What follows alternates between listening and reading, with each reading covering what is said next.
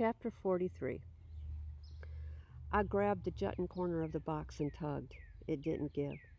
There was a thudding crunch as Salvador jumped down beside me. He didn't say anything. He just scooped away the dirt around the box with his fingers while I wiggled and pulled at the box. Sometimes I stopped pulling and worked with him, scraping the dirt away, but he never took hold of the box himself, never yanked on it or tried to jerk it free, even though there was a distant chance he was stronger than me. He never tried to pull it out himself. I think he knew that moment was for me. We got more and more of the corner showing, and then another corner, and we sped up. Salvador digging with both hands like a dog, and me leaning back, putting my legs into it, straining to bust that box loose. I was getting shaky, like when you're so super starving you can hardly stand it, and then you see the plate coming, hot and salty. And then it broke free. It tilted and slid out of my hands, and I was holding it. I was holding that box, and it was just like I remembered, dirty and scratched up and dented. But other than that, it was just like I remembered, and it was in my hands. It was warm. I don't even know why, but it was warm. I held that box in my hands, and I stopped breathing. And I took every breath in the world. My mom, my sisters, my mom, my sisters. I held that box, and I held them. I held that box, and every the end and every once upon a time that ever was rang out at the same time, all tangled up together. With a slow, careful hand, I wiped the dust off the top of the box. It was dinged up and dirt encrusted and rusty. It was perfect. I realized I was kneeling. I had no memory of dropping to my knees, but there I was, on my knees in the dirt. I rose to my feet. I tried to breathe, tried to clear my eyes. I looked over at Salvador, who was looking back at me, his eyes deep in solemn pools. I nodded to him once. He nodded back once. He was still breathing hard from the chase, the digging, the finding. So was I think. I looked up out of the ditch, past the waiting machines and watching workers. There was one tree left in the park, one, way over at the edge that hadn't been ripped out. Maybe it wasn't in the way and would be spared, or maybe they just hadn't gotten to it yet. But it was still there for the moment, still dropping shade like they all had on all those days all that time ago, and on one day in particular. I stumbled out of the ditch, holding that box with two hands and one heart. I rose up out of the dirt that was raw and torn up like a freshly dug grave. Salvador's footsteps scratched along behind mine. There were a few guys standing around with crossed arms. I guess they'd been watching the whole thing. They stepped to the side and let me pass. I made my way toward that tree that stood alone, all of its family ripped away. Salvador's footsteps stopped at the line of workers and he let me go on by myself. I heard one of the guys grumble, "What is it?" And I heard Salvador answer low, "It's a memory box.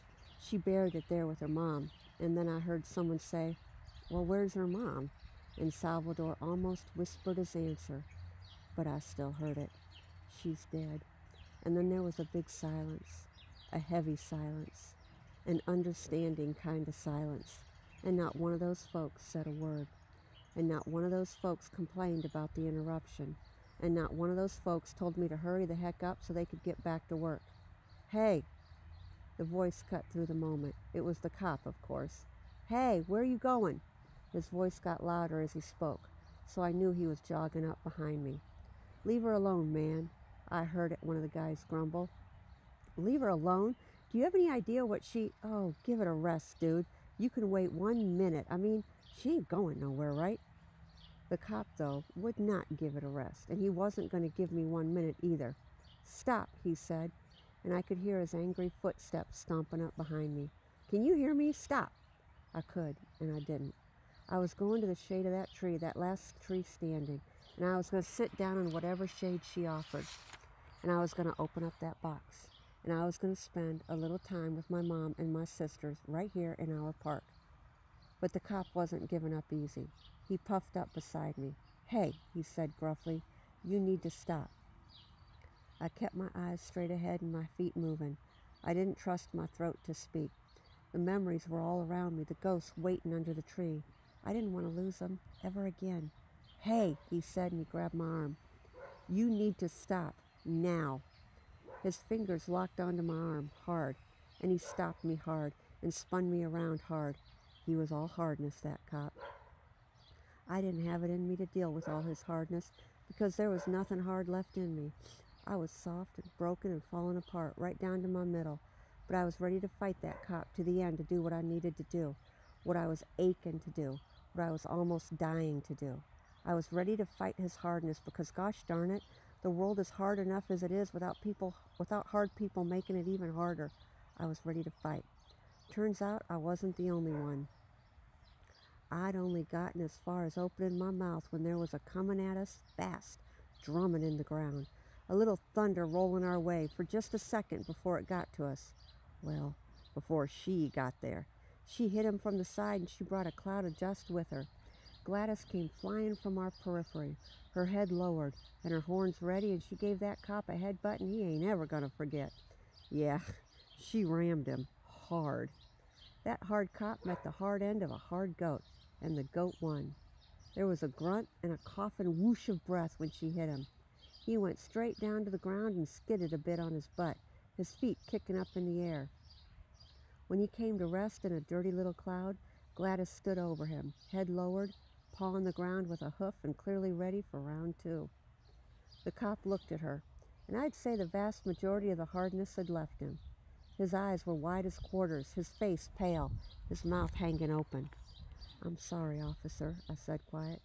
"She's a good goat, and a goat is a loyal animal." The cop just stared at me. I think he was still fairly rattled, and I can't say as I blame him.